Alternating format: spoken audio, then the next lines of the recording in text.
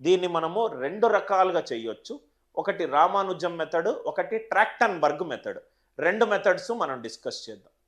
First ఏంటంటే ఈరోజు ఒక మెథడ్ చెప్తాను, రేపు ఇంకో మెథడ్ చెప్తాను. రూట్ 13 అది రెండు స్క్వేర్ రూట్స్ దేని మధ్యలో ఉంది? Route 9 route 16. రూట్ 13 అనేది రూట్ 9 రూట్ 16 మధ్యలో ఉంటుంది. రూట్ 13 రూట్ 9 కంటే 3, ఇది 3 కంటే ఎక్కువ. 13 9 డిఫరెన్స్ ఎంత? 4. 16 9 డిఫరెన్స్ ఎంత? 7. కాబట్టి అప్రాక్సిమేట్ వాల్యూ ఎంత అంటే 3/4/7. అప్రాక్సిమేట్ వాల్యూ ఎంత అంటే 3/4/7. రూట్ 13 అనేది రూట్ 9 రూట్ 16 మధ్యలో ఉంది కాబట్టి 3 ప్లస్ 13 9 డిఫరెన్స్ ఎంత? 4. 16 9 డిఫరెన్స్ ఎంత? 7. కాబట్టి 3 ప్లస్ 4/7 3/4/7. రూట్ 42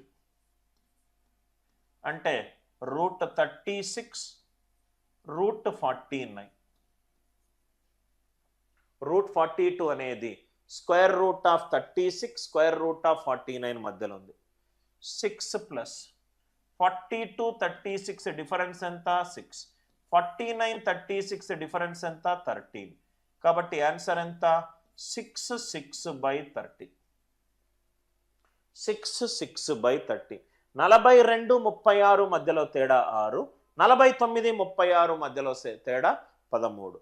రూట్ 71 అంటే ఇది రూట్ 64 రూట్ 81 మధ్యలో ఉంటుంది. Are you all with me? 8 plus 71 64 తేడా ఎంత? 7. 81 64 తేడా ఎంత? 17. కాబట్టి ఆన్సర్ ఎంత? 8 7/70. 8 7/70.